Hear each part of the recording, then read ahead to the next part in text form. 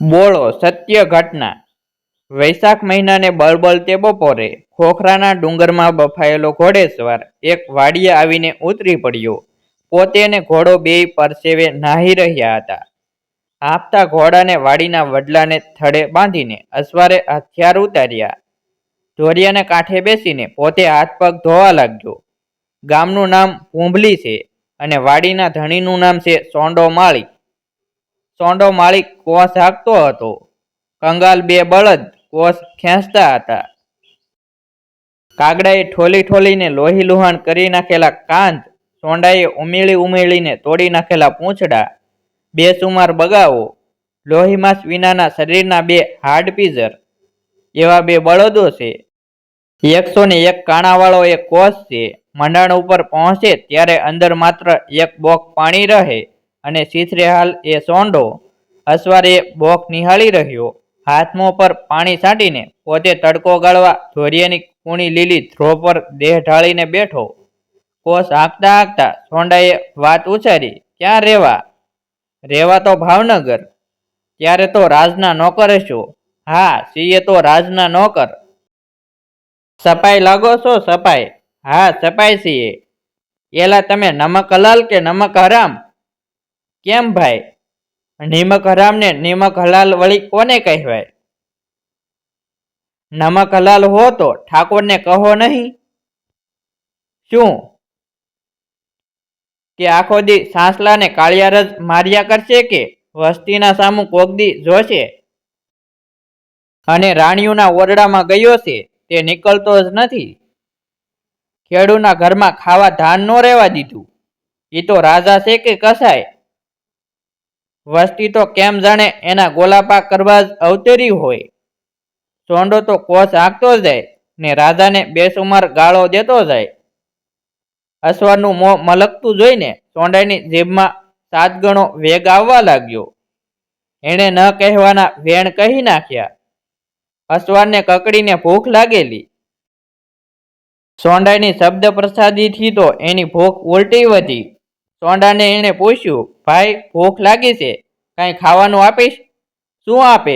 કાળજા અમારા, તમે બધાએ ભેળા થઈને ખેડૂના ઘરમાં ધાન ક્યાં રહેવા દીધું છે? બોળો ખાવો છે? બોળો? બોળો શું?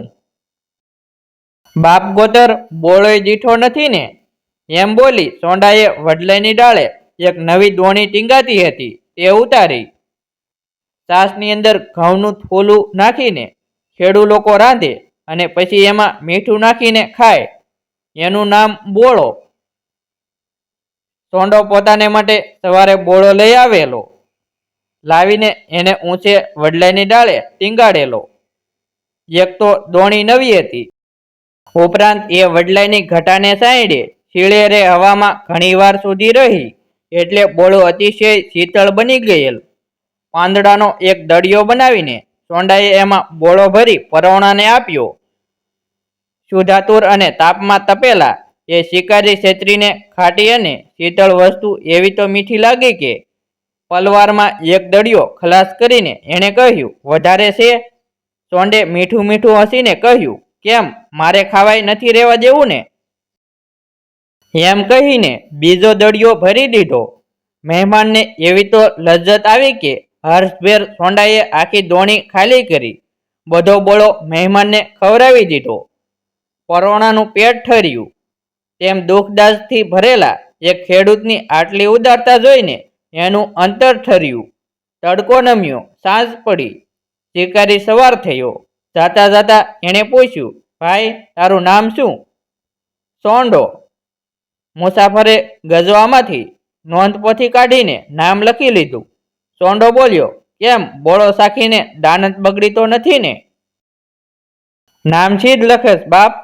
હસતા હસતા અસવાર બોલ્યો, ભાઈ ભાવનગર કોઈ દિવસ આવશો ને? ભાવનગર આવી એટલે તારા જેવા સિપાઈ ઠોંસે ચડાવીને વેઠે જ ઉપાડી જાય। તે તો વળી બોળો ખાધો ને નામે લખ્યું એટલે ઓળખીતાને 2 ઠોંસા વધુ લગાવીએ ખરું ને? ભગવાન અમને કોઈ દી ભાવનગર ન બતાવે। બીજા દિવસનું મોં સૂજનું થયું ત્યારે સાસ રોટલો સિરાવીને માથે કોસ મેલી વરત વરતડી પે અને ઢાંઢા સોતો સોંડો વાડીએ જવા નીકળે છે. બરાબર એ જ ટાણે બે હથિયારબંધ ઘોડેસવાર આવીને ઊભા રહ્યા અને પૂછ્યું, સોંડો માળી કોનું નામ? મારું નામ સોંડો, કહીને ધડકતે અહીં સોંડો થંભ્યો. કોણે બાપ? ઠાકોર વજયસંઘજીએ પંડે. આ સાંભળી સોંડાના અંતરમાં ફાળ પડી. એને ગઈકાલની વાત સાંભળી. લાગ્યું કે નક્કી કાલ મેં ગાળિયું દીધેલી એ ઓલિયા અસવારે જઈને ઠાકોરને સંભળાવીએ છે અને હવે નક્કી મને કેદમાં નાખશે. બોલાદ સાંભળીને સોંડાની ઘરવાળી અને એના છોકરા પણ બહાર નીકળી ઓસરીએ ઊભેલા. એમને કાંઈ સમજ ન પડી. સોંડાએ બાયડીને કહ્યું, હવે આપણા તો રામ રામ સમજવા. બળદ અને કોષ મેલી દે સોંડો અસવારની સાથે ભાવનગરને પંથે પડ્યો. માર્ગે જાતા જાતા મનથી નક્કી કર્યું કે ભલે હાથમાં કડિયું જડે પણ ભેળાભેળ ઠાકોરને મોઢા મોઢ જ મારે એના એ વેણ સંભળાવી લેવા છે. હવે લૂંટાણા પછી ભો શેનો રાખવો? સોંડો પહોંચ્યો. રાજમહેલની મેડી ઉપર ચડવા લાગ્યો. ઉપર ચડીને ઓરડામાં જ્યાં નજર કરે ત્યાં સ્તબ્ધ બની ગયો. એણે કાલના ઘોડેસવારને ખુદને જ ગાદી ઉપર બેઠેલો જોયો. આ તો ઠાકોર પોતે. સોંડો ભયભીત બની ગયો. ઠાકોર વજયસિંહજીએ એને પોતાની પાસે બેસાડ્યો અને પંપાળીને પૂછ્યું, પણ સોંડા, તું બીવે છે શા માટે?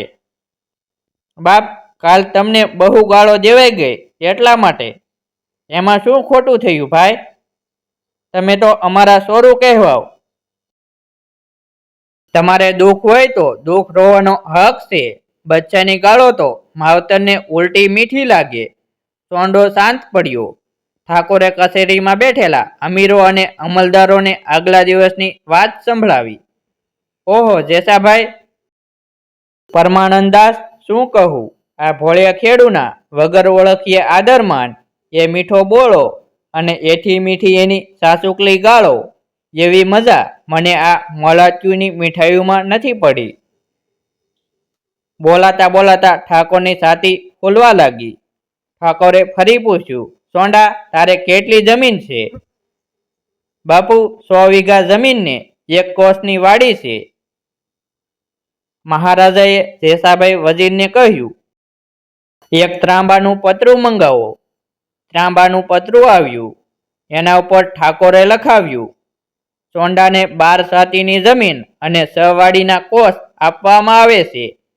પતરા પર એ લખાયું. પાછા ઠાકોર બોલ્યા, પણ એ બિચારો આટલી જમીન ખેડવાના બળદ લેવા ક્યાં જશે? આપો 12 બળદ. 12 બળદ આપ્યા. વળી દરબારે કહ્યું, બિચારો વાવણી કરવા દાણા લેવા ક્યાં જશે? આપો 20 કળશી બાજરો. બાજરો આપ્યો. બિચારાને છોકરા સાસ લેવા ક્યાં જશે? આપો 4 ભેંસો. 4 ભેંસો અપાય. રૂપિયા 1000 આપો. માથે મદ્રાસી સેલું બંધાવીને સોંડાને કુંભલી પહોંચાડી દીધો. સોંડાના પરિવાર પાસે અત્યારે એ લેખ મોજૂદ છે. એના પૌત્રો આબાદ સ્થિતિમાં છે. એક દિવસ વજયસંઘજી શિકારે નીકળેલા. ઓળખાય નહીં તેવો શિકારી લેબાસ પહેરેલો. સમઢિયાળા ગામના એક ખેતરમાં મોલ ઊભા હતા અને એ ઊભા મોલમાં પોતે ટૂંકો રસ્તો લેવા માટે ઘોડો ચલાવ્યો. ખેતરમાં કણબીની ડોસી ઊભેલી. પોતાના મોલ સગદાતા જોઈને ડોશીએ ઘોડેસવારને 2-4 ગાળો દીધી. મારા રોયા ભાળતો નથી? પીટિયા ઊભા ખેતરમાં ઘોડો આંકશ તે લાજતો નથી? મહારાજાએ ખોટો ગુસ્સો કરીને કહ્યું, ડોશી, ગાળો કેમ કાઢસ? ઓળખશ? અમે રાજના નોકર છીએ. જેલમાં ખોસી દેશું, જેલમાં. હવે જા જા રોયા. તારા જેવા સપાલડા તો ક્યાંક આવે ને જાય.